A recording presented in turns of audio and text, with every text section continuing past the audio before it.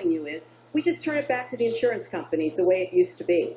And that means the insurance companies get to do pretty much whatever they want, including saying, look, I'm sorry, you've got diabetes, you had cancer, your child has asthma. Your time is up. You may not be able to have insurance because you can't afford it. So let's fix what's broken about it, but let's not throw it away and give it all back to the insurance companies. Let me follow up with you, Mr. That's not going to work. Mr. Trump, let me follow up on this. Just one thing. First of all, Hillary, everything's broken about it, everything.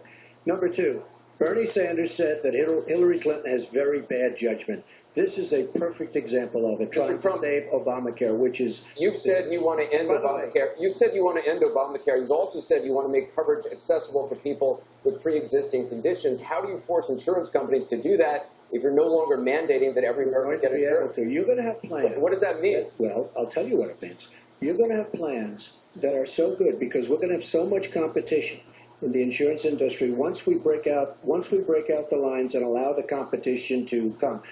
Are you going to have a mandate that Americans have to have health insurance? President Obama, by keeping those lines, the boundary lines around each state, and it was almost done until just very toward the end of the passage of Obamacare, which, by the way, was a fraud. You know that, because Jonathan Gruber, the architect of Obamacare, he said it was a great lie. It was a big lie. President Obama said you keep your doctor, you keep your plan. The whole thing was a fraud, and it doesn't work. But when we get rid of those lines, you have competition, and we will be able to keep pre-existing. We'll also be able to help people that don't have money, because we are going to have people protected.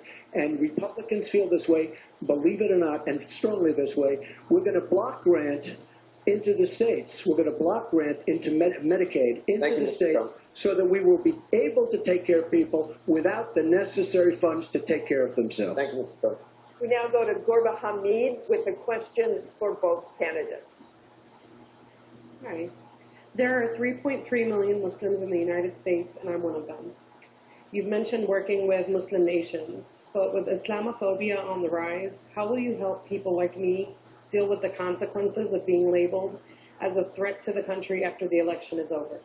Mr. Trump, you're first. Well, you're right about Islamophobia, and that's a shame. But one thing we have to do is we have to make sure that, because there is a problem. I mean, whether we like it or not, and we can be very politically correct, but whether we like it or not, there is a problem.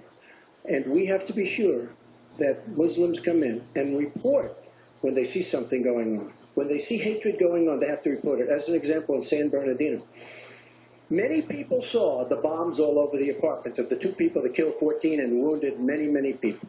Horribly wounded. They'll never be the same. Muslims have to report the problems when they see them.